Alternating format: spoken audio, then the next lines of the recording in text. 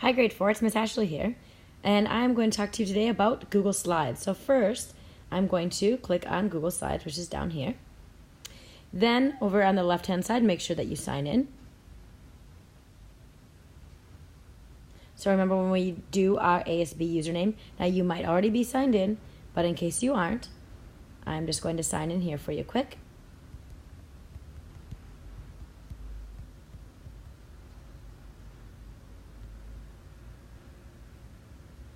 So you can't see my password. I like to keep it very safe because I'm internet smart. All right, once you get into Google Slides, yours might appear empty because you don't have anything. But right down here is the little plus button. That means create new one, and then you're gonna get some Google Slides. So I'm gonna say a new presentation.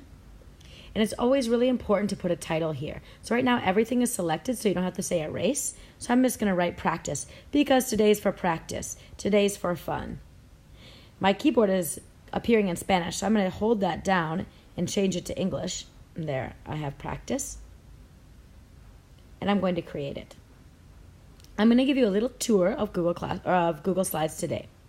Now, over here on the left, this is where all of your slides will appear. If you need another slide, right on the bottom is this little plus sign, so I click that to have a new layout. So I can create as many slides as I'll need for my practice. Up here on the top, there are some other options that I want to explore with you today. These three dots is going to give me an option for changing my theme. So here I'm going to select Change Theme. And now today, because it's practice, I can choose anything I want. But when you're doing a real presentation, it's really important to make something match the tone of the presentation. So I'm going to just choose this plum one for myself today. And now you can see that it's changed some of the layouts. And when I go to create a new one, it has a few other layouts for me with all the plum design. So let's get started. The first thing you can do is double tap to add a title. So I double click and I'm going to write practice in here. Here's a subtitle. For this practice, I'm going to say just who this presentation is by. So this is by, and now look carefully, right down on the M. Do you see these two little colons? I'm going to select this colon sign, and then I'm going to write my name. Never forget the capital letters on your name because you are a proper noun. So here I've shown you how to add text. Now, if you don't like the look of that text, you could hold this down, double click, try to select this whole thing, and then you could change right up here the font. You could also change right in this A the size to be bigger or to be smaller, and the text color. Maybe you want it to go purple with this theme, or maybe I want it to be this other blue color. You could also highlight or just clear the formatting. You also have an option for bold, which is already selected, italicized and not bolded, or underlined. So today you're going to play around a little bit with changing that font. Here I'm going to select my name. Now instead of going up to this A, you see that there are some other options right here in this shortcut bar. So there's bold, italic, underline, strike through, which means put a cross through, changing the color, highlighting, and these are the alignments. Here I have this left alignment. If I click the center one, it will put it in the middle. And if I click this right one, it will go over to the right-hand side. I like mine to be in the left. Here are some other alignment options, that your text goes on the bottom, the middle, or the very top. I want mine in the middle for this. And if you're making a bulleted list, here's your bulleted list, numbers, indents, or even you could color in the whole solid of this text box, which I don't like the way that looks, so I'm not going to do that.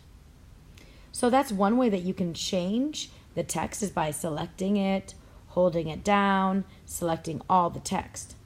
However, there's another way that I want to show you that today. If I simply just click once, so I have the text box selected, and then I go up here to my A, I don't have to hold down and select all the text. I can just change it from right here within this little shortcut menu. So if you don't have it all selected, you could change it there. But that doesn't work over here. Oh, I guess it does too. So you have two options of ways to do that. Beyond text, I want to show you also how you might add a photo into your slideshow. So right up here, I see the add button. Here I can add a comment if you're changing somebody's work and adding some comments. Maybe you're giving them some feedback. If you don't have a text box but you need one, you can add that. And then there's this image button. We're going to do images quickly. So I may have some images already that I have saved from the internet, which is a great idea. Or maybe you need to take a real image from a camera, you can do that. Today I'm going to show you about photos. So from my photos, I'm going to select here, I have this dog. As soon as it's inserted, I see this blue bounding box. Okay, that means it's the border. And if I click on the corner and I just hold it down, I can make my photo larger. And then I can rearrange it to where I think it needs to be. I like to line up my photos so that they fit as the same kind of lineup as the rest of my slides. So I see that there's a line here, so I started my photo there. If you have some text, this dog is so great. I wish he was my pet. But now notice that my text is actually being covered up.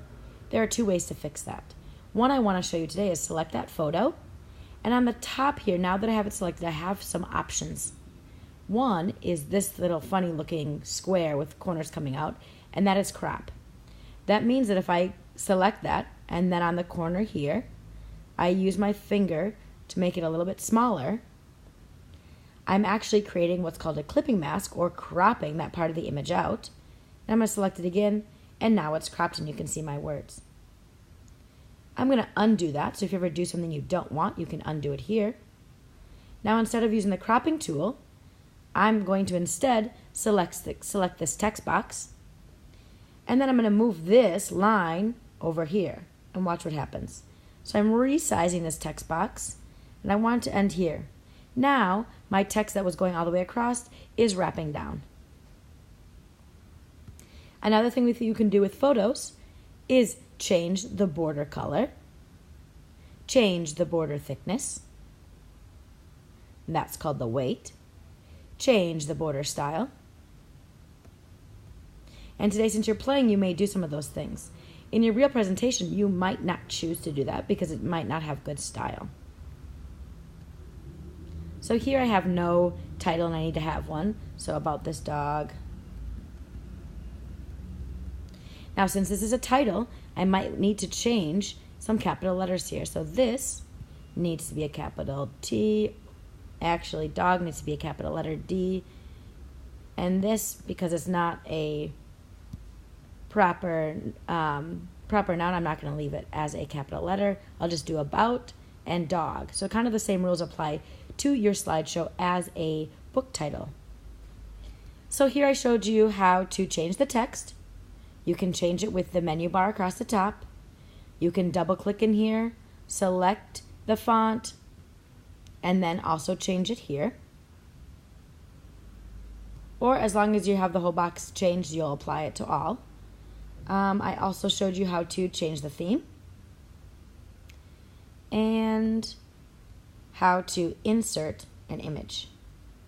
There are other options here that you may choose to explore today, like inserting a shape, line, and table. Today, when you're practicing with Google Slides, the important thing is that you are playing around, that you try to click as many buttons and options as you can so that you can see what is possible, so that when you're ready to do your real project, you have tried several of the things.